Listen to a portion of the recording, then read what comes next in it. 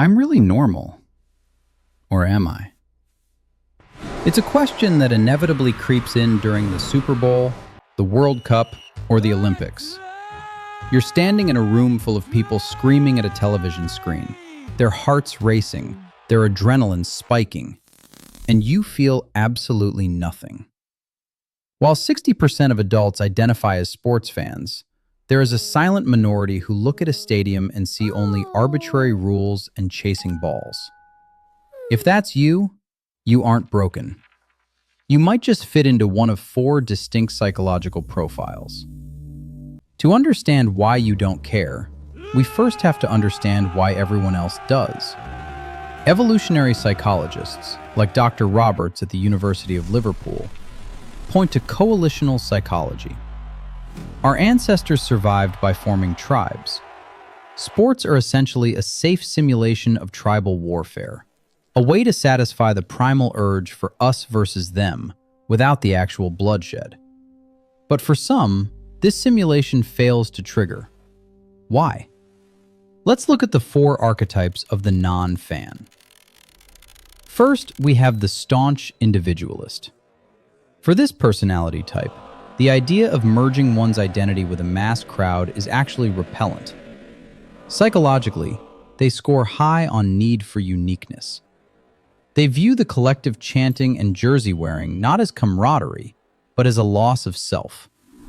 To them, cheering for a team solely based on geography feels irrational.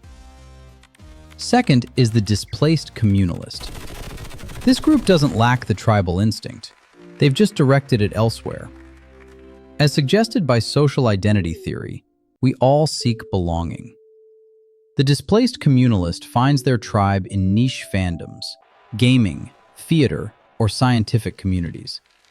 They have the passion, they just don't spend it on athletics. Third, the cynical realist.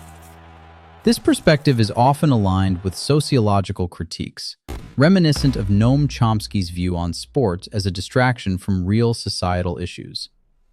The cynical realist looks past the game and sees the machine, the corporate sponsorships, the corruption, and the commercial exploitation. They can't enjoy the play because they can't ignore the profit motive behind it. Finally, the aesthetically mismatched. This is less about philosophy and more about sensory processing. Sports are loud, aggressive, and often aesthetically chaotic. For individuals with high sensitivity or a preference for narrative complexity, the repetitive nature of a game offers little stimulation. They aren't judging the sport, they're just bored by the mechanics of it. So, if you find yourself checking your watch during the big game, you aren't antisocial. You might be an individualist guarding your identity, a realist questioning the system, or simply someone whose brain lights up for different patterns. You don't have to force the excitement. In a world obsessed with picking a side, there is a quiet dignity in simply enjoying the snacks and staying true to your own definition